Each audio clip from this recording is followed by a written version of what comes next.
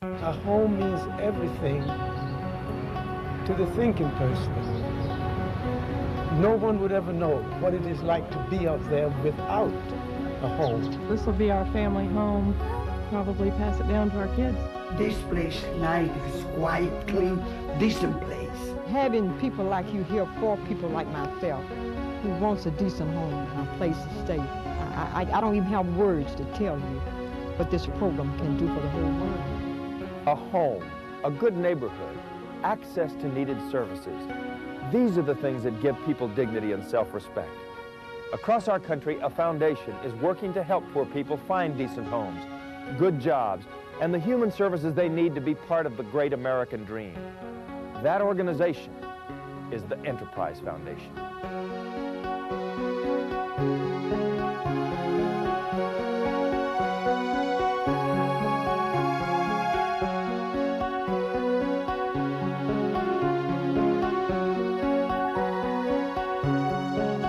Building hope from homes. This is the heart and soul of the Enterprise Foundation, an organization dedicated to changing the lives of the poor. I'm Henry Cisneros. When I was mayor of San Antonio, I saw firsthand the harsh realities of poverty.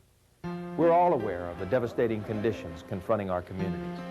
Homeless people lining our streets, overcrowded shelters, families living in deplorable conditions, in rat and roach-infested apartments without heat or water, children sharing the streets with drug dealers. These scenes are played out every day in cities across the country. But the scenes you're about to see show significant changes to these tragic conditions, changes brought about through the work of the Enterprise Foundation. This is the Enterprise story, and it all began with the vision of Jim and Patty Rouse. Our purpose and our stated mission from the beginning was to see that all very poor people in the United States have fit and affordable housing within a generation, and the opportunity to work their way up and out of poverty into the mainstream of American life. Enterprise started right here in Washington out of this little group called Jubilee Housing. But before it was Jubilee Housing, it was just two young women who wanted to do something about housing the poor. They came back with two dreadful buildings, the Ritz and the Mozart, which were in perfectly miserable condition. So because of their zeal, why, I found a way to give them some financial support so they could buy those buildings. And 3 years later, with 50,000 hours of volunteer work, these buildings were marvelous places to live. We were very much inspired by what was happening here at Jubilee Housing.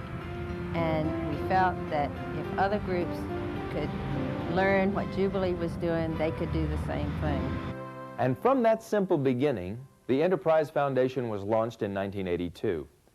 Since then, this nonprofit group has grown dramatically, becoming a major force in housing the poor. Franklin Thomas, president of the Ford Foundation.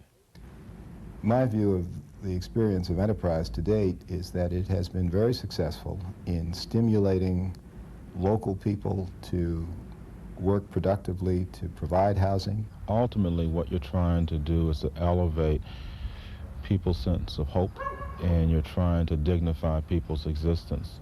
It's great now. I have a beautiful apartment now. My kids love it, and I love it, and I started work. To move its mission forward, the work of Enterprise is governed by two important principles. First principle is we always work in partnership. The second principle is we try to work from the bottom up wherever we can. We believe that if housing is going to be produced and have some level of permanence, people in the neighborhood have got to own it. Partnership and ownership begin quite naturally with neighborhood groups who have special insight into the needs of the men, women, and children who live there. One New York City neighborhood plagued by overcrowding and homelessness is fighting back. Aquinas Housing took action and developed 60 low-income rental units. The impact to our community is positive because it's giving those families who are doubled and tripled up, what I call the silent homeless, a place to go to. An apartment shortage turned a New York City civil rights group into housing developers. When Enterprise met us in 1986, we've never touched a brick. We've never managed a unit. We had the commitment to do it, we were halfway there. Enterprise provided all the backup support, but most of all, Enterprise took a risk with us. And as a result of partnerships like this one, here and in other cities, the lives of residents change.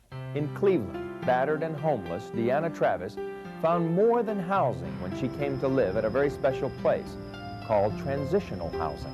At one time, my self-esteem was so low, and it was beyond low. I don't even know how far to take it, but now I do have self-esteem. I have a positive attitude about things, and I like me.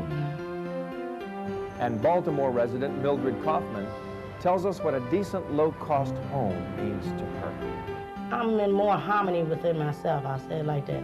Because when you are a woman and you're raising children, if your house is all right, that's something that you don't have to worry about no more. Finding inexpensive ways to build and renovate is vital to producing housing that low-income people can afford. Baltimore families making less than $10,000 a year rent houses through an organization called City Homes for an average of $250 a month. City Homes, an Enterprise affiliate, keeps costs down through volume buying of housing and a renovation technique called selective rehabilitation. Selective rehabilitation, most simply, is fixing what's broke and reusing what we can reuse. The typical condition of a property when we go in to buy it is the roof is leaking in most cases. The electric service is not 100 amp, it's usually the 30 amp or 60 amp. There's no smoke detector in the property. The kitchen floors are not tiled. The bathroom floor is not tiled. There's no central heat in the property. But providing these new and renovated homes that are affordable to the poor requires innovative financing. The Enterprise Social Investment Corporation, known as ESSIC, is an enterprise subsidiary that concentrates on finding new sources of funding. ESSIC works closely with local and national corporations and others across America. This school is a good example of an innovative financing effort. This is an old school where the city and the community decided they wanted to do some low-income housing. This project combines state money, private financing, city financing, together with corporate equity that was raised from 7 corporations in Maryland, together with some rent subsidies from the federal government. The end result for this Baltimore project is 44 units of affordable housing for very low-income elderly people. These apartments and thousands like them are the result of ESSIC's ability to build partnerships using the federal low-income housing tax credit. The tax credit provides dollar-for-dollar benefits to businesses that invest in rental housing for low-income people. Businesses who are investing using the tax credits can get anywhere from 14 to 20% on an after-tax discounted value return, what's called net present value. That's an extraordinarily good return. But the other big advantage that they offer is that we can, in the end, look to projects like that and say that we participated, that we have helped 16 low-income families find decent, very affordable housing in the city of New York. As all of you understand so well, there are few needs more important or more basic than safe, affordable housing. What Enterprise has done is introduced us to a whole nother way of getting involved, and getting involved in a much, much bigger way. Getting people involved is one of the things that Enterprise does best. The Nehemiah Project in Baltimore is a prime example, involving churches and synagogues, community groups, and government. This project is not just about housing. It's about renewal, it's about respect, it's about the development of a wonderful community, and you are here as first witnesses to this renewal. Enterprise Foundation, their dedication to helping people become homeowners, and it's absolutely essential that people have a share in the neighborhood, and they have that when they own the property. Enterprise is having this kind of impact throughout the country by pinpointing the needs of individual communities, like those in New York and Maryland, as well as California, Florida, Michigan, Texas, Ohio, and many others. Since 1981, which is when the network was incorporated, the Cleveland Housing Network has acquired and rehabilitated the range of 500 units of scattered site, mostly 1- and 2-family housing. In that process, we've made those units affordable to families with an average income of about $7,000 a year, 2/3 of whom are on ADC, public assistance. I know that in 15 years the house will be paid for and it will be mine and I'll have the deed to the house. Giving people a sense of pride and dignity is truly reflected in Chattanooga. With assistance from Enterprise, Chattanooga is committed to providing affordable housing to everyone in need. C&E was started because we wanted to have the most ambitious program to upgrade housing for the poor that the United States had seen in recent times. Chattanooga Neighborhood Enterprises helped us with purchase fix-up money. In other words, they paid for the house as well as money to fix it up. We're going to go ahead and do the floors, sand the floors, and sheetrock the ceilings, and re-wallpaper and paint in the areas that need it, and redo the kitchen. I'm 56 years old, and I didn't know where to go, where to turn to. My home was burned, and I told them my story. And I have never in a lifetime worked with people that were so concerned about my condition. And when I walked in this house, I could do nothing but thank God.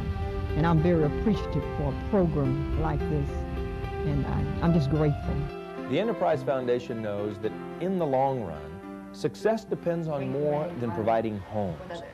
People need to learn to read and write, to find jobs, and to get medical care. So Enterprise helps local groups link these and other vital human services to the residents. For example, the Enterprise Foundation provides support to groups who operate employment programs for needy citizens. Enterprise has played a very significant role in our program. Initially, they trained myself and one of my coworkers to be job counselors, trained us from scratch. They're always available for technical assistance. They're always a phone call away for any sort of question that might pop up. Enterprise's work in the field goes hand in hand with its role as advocate of laws and regulations that provide for quality low-income homes. So Enterprise works with Congress, state legislators, and city governments to help shape effective housing legislation for the poor.